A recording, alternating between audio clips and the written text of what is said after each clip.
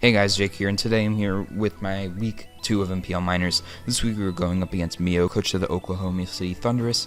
Mio is a very solid player and will definitely be a difficult opponent for us to beat this week. And he's also got a very threatening team to back it up. So yeah, without further ado, let's get into the team builder. So first off, his team consists of Mega Mawile, Gliscor, Keldeo, which can use Z moves, Celebi, Cofagrigus, Umbreon, Tornadus, Garbodor, Haxorus, Rotom, Frost, and, Rabombi, and Turtonator. Now, the one thing that really scared me about his team this week was the multiple forms of speed control he has on his roster. He has access to 3 very solid ways of setting up: Trick Room, Sticky Web, and the most threatening to me, Tailwind. So that made this build very hard because he has a lot of mons on his team that can abuse the extra speed very well. Stuff like Mawile and Haxorus can just really appreciate that extra speed. So that was what really scared me the most going into my building this week. Yeah, he also just has some very, very big threats in general to my team. The biggest threats to me are definitely stuff like the biggest threat to my team I thought was the Haxorus. Just because of its ability to set up a Dragon Dance, and I couldn't really check it at all. And my team is naturally not that fast. The Tornadus I thought was very threatening as well, because something like just offensive with Hurricane, Heat Wave, like Z Heat Wave, and then Tailwind could just really run through my team, and just the Prankster Tailwind is so annoying for me to deal with. I thought that could be pretty scary, and also the Keldeo. I thought was really threatening because my 2 bulky waters are Quillfish and Mega Gyarados, and none of them really can deal with Keldeo because Quillfish is weak as piss on the Spidef side, and Gyarados is obviously weak to Keldeo's Fighting Stab. So yeah. Also, the other biggest threat to me was the Mawile under potential Tailwind, just because it outspeeds my whole team. And the thing about Mawile is I can easily build my team in a way so every Mon outspeeds it and pressures it, which is why I didn't really bring a defensive check to it. But the thing is, with Tailwind, I can't really do that. So that's what made it a lot scarier for me, just because with Tailwind it can outspeed so much and just kind of go for its stabs instead of relying on a weaker Sucker Punch. So yeah, without further ado, let's get into the team I built this week. Sorry for not going over all his mons like I usually do this week. I'm in a huge crunch for time because as I'm recording this, I've just had a really busy night. I should have recorded this earlier, but I have stuff like homework, tests, and other stuff to do tonight, and I'm just trying to get through this quickly. But yeah, so first up, I got my Salazzle. This is a pretty nice Salazzle set this game. I'm running a Focus Sash Salazzle with Taunt, Fire Blast, Soul Draven, Nasty Plot. The idea with this set is that I can just lead with this and probably just nab a kill with Nasty Plot. And dual stabs and taunt. Taunt is in case he leads with something like Gliscor, and I can make an aggressive play and taunt that on his rocks or something. Because like, look at my team. I have a Togekiss, I have a Rotom, and I have a Shaman. So if he leads Gliscor turn 1, which is something I kind of expect, no way. I honestly just can't believe that he's clicking rocks. Yeah, so Taunt's nice for that. It's also nice for taunting stuff like Umbreon, so I can stop it from healing up. And yeah, dual stabs hit his whole team pretty hard. The Sash is pretty nice because it allows me to just kill stuff like I can take a hit from a Scarf Keldeo. I actually outspeed his whole team naturally, which is really nice. Yeah, so like if I can like Nasty Pod and switch to Keldeo or something. It's a roll for me to OHKO him, but even then, I can still beat him because of my Sash, unless he's Scarf, which is nice. But yeah, the Sash is nice, so I can even Nasty Pot on the Gliscor if need be. It's also nice in case I need to take a hit late game, in case I want to preserve it. Overall, just really nice. The Sash was mainly for the Gliscor, so I knew I could live with the turn 1 and probably force it out. So, yeah, next up I have got Scarf Garchomp this week. Rockin' Dragon Claw, Earthquake, Stealth Rock, and Outrage. This mon is here on the team because I realized this is going to be a pretty good win con once I remove the Mawile and Rabombi, because then it just clicks Outrage and has a field day. The only thing that really likes to take Outrages are the Gliscor, which I feel like a lot of my team pressures pretty well. And the Umbreon, which I just think is a terrible bring this week. Yeah, I've got Dragon Claw, Earthquake, Stealth Rock, and Outrage. I debated it for a while if I wanted to have Stone Edge over either Dragon Claw or Outrage, but I decided to go with both the stabs just because they're so spammable against this team, minus the Mawile and Rabombi. And this set is walled by Rabombi, but I decided to take the risk because I don't think Rabombi is that good against my team. But the reason I have this on the team is because with Scarf, I can actually outspeed a Mawile under Tailwind and a +1 Haxorus, so I can deal with those threats pretty well even if they're like set up. So yeah, this can also be a good win con late game, and it's good in that regard. So next up, I have my Jirachi. I am a pretty much specially defensive Jirachi this week, rocking Wish, Iron Head, Protect, and U-Turn. This thing can deal with a lot of his team. It takes hits from stuff like Scarf Helio very well. I can switch into Torn pretty well, and the biggest reason I had this specific set on here was to help me deal with the Rotom Frost, because I felt like the Rotom Frost was a pretty probable bring versus me this week.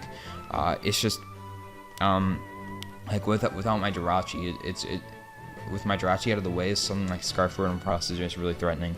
So that's why I felt I was kind of obligated to bring a especially defensive Jirachi this week.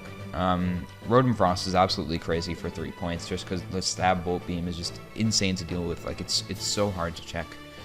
And yeah, this thing can also kind of switch into Torn. I do need to be wary of Fire Z move, as I said, but yeah. Also deals with Rabombi pretty well, and yeah, just overall pretty nice. U-Turn is for Momentum. This thing basically means like something like Celebi isn't really that threatening for me, because I can just switch into this, take like basically nothing from Earth Powers, and U-Turn on out and get a ton of damage off. But yeah, a pretty nice mon this game. And then next up, I've got a Nasty Plot Togekiss this game, rocking Air Slash, Nasty Plot Roots, and Fire Blast, holding the Sky Plate. This mon is great against this team. I am speed creeping defensive Celebi by a few points, and I'm hoping the speed investment will be enough to outspeed a Gliscor. Not really sure what the speed investment will be on that, but I'm guessing it won't be that much unless he's more of an offensive Gliscor. But this investment allows me to take a +1 Poison Jab from Haxorus, as long as he's not Life Orb, which is great. But the main thing I have this on the team for is just to really, like, it deals with his walls so well. Togekiss is insanely strong with the Sky Plate and the Modest Nature. Like, +2 Air Slash actually is it's very likely to OHKO Gliscor, which is just insane considering how weak of a move Air Slash is. And also, offensive Fire Blast is also a role in my favor to OHKO Mawile, so very nice mon this game. I can like set up on stuff like Umbreon, Kofag, Celebi. Great mon this game, and I also take hits from Rabombi relatively well. So I really want to use this to break holes from my Garchomp later on. And next up, I have my Shaman. I'm running a mixed defensive Shaman this week with Seed Flare, Synthesis, Dazzling Gleam, and Earth Power. The physical defense investment is mostly to help me take hits from stuff like Secret Swords from Keldeo, as well as like offensive Poison Jabs from Gliscor. You can also take stuff from Mawile decently well. I'm not too KO'd by a +1 Dragon Claw from Haxorus, I believe, if he's not Life Orb, and pretty nice in that regard, yeah. And overall, Defensive Shaman is overall just like a nice glue. It helps me deal with stuff that I struggle with. And yeah.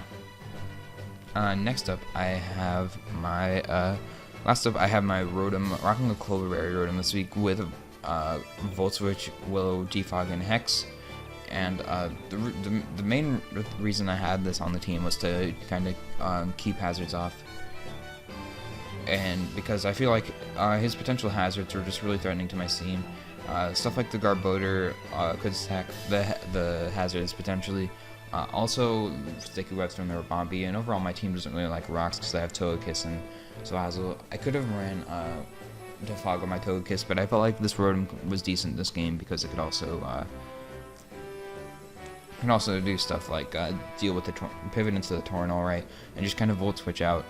His volt switch resists are the Gliscor, which doesn't really appreciate taking a Hex, and Celebi and Hexorus, I guess, but that needs to fear Willow. But yeah, pretty nice on this game, and yeah, without further ado, let me get into the battle. Alright, here we are with the match versus Mio, and as you can see, he decided to bring a team of Keldeo, Gliscor, Rotom Frost, Rabombi, Mawile, and the Tornai. So a very offensive team from Mio, as you can see. He decides to not bring the Haxorus, which I don't really understand because it's just such a nightmare to my team. But I'm not complaining because that was a pretty scary Mon. He basically just brought pretty much a hyper offensive team, probably with the Gliscor for hazard control and the rest just to put on pressure. One thing I gotta say before I forget is that you will see some weird plays in this game because we had to recreate the battle because we were originally playing on battle area and then it crashed because people were spamming it, and we went over to regular showdown and we had to recreate some hacks. So I'm just gonna lead off with my Salazzle because it's my dedicated lead, and I know I'm always gonna lead it. So here I thought about this turn for a while, and I decided I'm just gonna go for the taunt because I figured this was my original plan. I shouldn't back out now because he should never click Earthquake with the Gliscor even if he lives one hit, because I do have Shaman, Togekiss, and Rotom in the back, and I could even have like Life Orb, Hidden Power Ice. So yeah, but I go for the taunt and he goes hard into his Keldeo, so good play on Mio's part. This is just a free switch into my Shaman because there's not really much Keldeo can do to me. He goes for the Icy Wind, and that doesn't do much, but from that damage, I see that it's probably not a boosting item, which is good information, which means it's probably Z-move. But yeah, here on this turn, I'm just gonna fire a Seed Flare and get some nice chip damage on it, whatever wants to come in, as he goes hard into his Tornadus. And I get Spit Off Drop, doesn't really matter, but the damage is definitely nice. Now here on this turn, I figured he might try and go for the Heat Wave, predicting my Rachi, and the Hurricane is probably the... And he'll probably go for the Heat Wave because it hits both my Shaman and my Jirachi. So I figured my Rotom is a pretty nice switch in here, as he actually pulls a double into his Rotom Frost. So nice play. I don't want to take a Blizzard, so I go hard into my Jirachi, as he makes a good prediction and goes for the Volt Switch.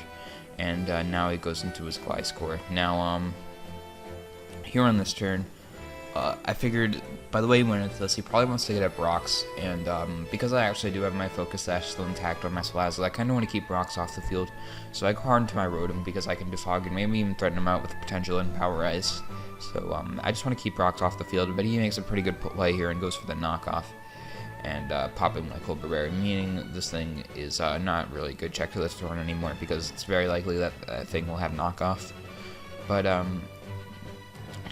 yeah, here on this turn, I think I decide to just fire off here. Oh yeah, I pull a double into the Togekiss because I didn't want to keep taking knocks because I couldn't do that much damage, and I can Nasty Paw in his face. Now here is Mawile versus Togekiss, and as I don't remember how I said this earlier, but I'm expecting this Mawile to run Play Rough, Thunder Punch, and Sucker Punch, and SD. So basically, I'm not expecting him to run Iron Head, meaning I don't think he can OHKO my Togekiss, and my Togekiss will definitely outspeed the Mawile, and there's a good chance I can OHKO him with the offensive Fire Blast. So I go straight for the modest Fire Blast on this turn. It's a rule in my favor to OHKO him if he has like a bit of bulk but not a ton of bulk, and even then I don't think he can OHKO me because I don't think he's gonna have Iron Head. So I just fire off a Fire Blast, and it just OHKOs the Mawile, which is fantastic. Now, here he goes down to his Rotom Frost. Now, let me explain this play a lot. This is actually a very big turn. So, here in this turn, I figured, I have a Jirachi in the back, which I showed lefties on it, and he should know it's probably a Wish variant to deal with his Rotom Frost. So, I know that's a very probable switch in, so I figured it's a very potential play I could go for. Meaning... One sec, I just gotta get my charger. Meaning that on this turn, I'm very confident this is a Scarf Rotom Frost. It just makes the most sense versus my team. And there's no way Scarf Rotom Frost can OHKO my Togekiss, because Togekiss is just very bulky. Scarf Blizzard will do a lot, but I figured I can Roost up, and after Blizzard plus Roost, I should be at about 70%, leaving me enough health to deal with stuff like Ribombee and Gliscor later on in the match. And this thing is just great because it helps me break down the Gliscor and just can really do work against the team. So I just had to click Roost here, and I'm just totally messed that up. But anyway, the reason I clicked Nasty Pot, because as I said, we did recreate this game, and originally he crit my Togekiss, and he crit my Togekiss, which just put me in a terrible position. Now, Mio wanted to keep that. Makes sense. You know, when you luck to get a very crucial point in the game, you'd probably want to keep it to improve your chances of winning. So I Nasty Pod there because so he can just kill me on the next turn, and because we were like basically recreating the crit. So I lose that, and now I go into my Salazzle, and I decided to set up a Nasty Pod here, because I know he's locked into a Blizzard, and he's probably going to go into his Keldeo, and I go for the Nasty Pot. Okay, so in the first playing this game, I went for the Sludge Wave here, and I did not OHKO him, but I know this is probably an offensive spread. It's probably spree creeping my Garchomp, meaning probably has 40 or so HP IVs. So I'm pretty sure this is like a 50-50 roll to OHKO the Keldeo. The first time I did not get the roll, and it brought me down to his Sash, and I killed the Keldeo the next turn. But as you're gonna see, on this turn, I go for the Sludge Wave, and I just kill him. Now, that actually might have been a stupid thing while recreating because it was a roll, but basically what we're gonna see now is in order to make up for that, he's gonna go into his Gliscor. I'm gonna Nasty Pot again so he can break me down to his Sash because we're recreating the old game, and he originally brought me down to my Sash. So and now on the following turn, or now I'm forgetting what happened. Oh yeah, okay. So after he brought me down to his Sash and Keldeo originally, he went into his Ribombee to revenge me. So now that he broke my Sash, he goes hard into his Ribombee as I Nasty Pot again, giving him a free switch. And now I go into my Jirachi, and here we are actually caught up to where we were before the DC. So here on this turn, I decided to go U-turn because he's probably going to go to a Gliscor, and there's still a good chance he has rocks on that, and I want to try and prevent rocks. So I go for the U-turn as he goes hard into his Rotom Frost, which put me in kind of a bad position. Also, I got a crit the first time, and if we kept it, we couldn't really recreate the crit. Yeah, after all the hacks, basically I also had to kind of roll with this too because it would be pretty annoying to recreate the crit. Yeah, basically this was a good play on Mia's part because now I'm forced to go into something that does not really like dealing with Rotom, because as you can see, a lot of my team looks pretty weak to Rotom. Now I go into my Garchomp because I know this will force him to go for Blizzard, and I know his play is to go for Scarf Blizzard here or switch out because there's a very good chance I have Stone Edge because he has a fucking Ribombee, so I'm thinking he should probably reserve this thing because it's probably his win con. And this thing dies to Stone Edge guaranteed, to offensive Stone Edge guaranteed. And I am indeed Scarf Chomp. I don't have it, but I think he definitely needs to consider it because he has Ribombee, and Garchomp is walled by Ribombee unless it has rock coverage. So I 100% expected him to either switch out or just go for the Blizzard in case I had something like that. Well, or in case he thought I wasn't Scarf Chomp and just was trying to force the Volt Switch. But as you can see, he's going to make a very weird play in my opinion, go for the Volt Switch. I really don't disagree with that because he pretty much just risked your win condition. But anyway, and like, I guess it worked out, but I don't know. And now he has his Gliscor in, and here I decide to go for the Protect, and here I see it sets up his rocks, so that was probably a misplay, but I figured at that point I had seen I'd seen Earthquake, and I forget. U-turn, I think. Wait, I forget. But I saw something else. What else did this go for? I think it went for U-turn. No, knockoff. So yeah, I'd seen Earthquake and knockoff in that thing. So I'm thinking he probably has a Roost, and he probably has Rocks. So I figured that makes sense. And anyways, I just wanted to protect because I figured there's decent. This was a misplay on my part, honestly. But here I go into my Rotom as he makes a pretty nice play and gets me with the knockoff again. And here I just have a massive brain fart, and I don't know. I thought my Rotom would outspeed, but it wouldn't. I go into my Shaman, and now I pull a double as he just knocks again. So I'm just getting all the plays wrong. Now I lose my Scarf, which is pretty unfortunate, but it's not the biggest deal because I had my thing knocked off anyway. But here he goes into his Rotom as I get up my Rocks. Rocks are the only way I could potentially win at this point because they hit 3 of his Mons super effectively.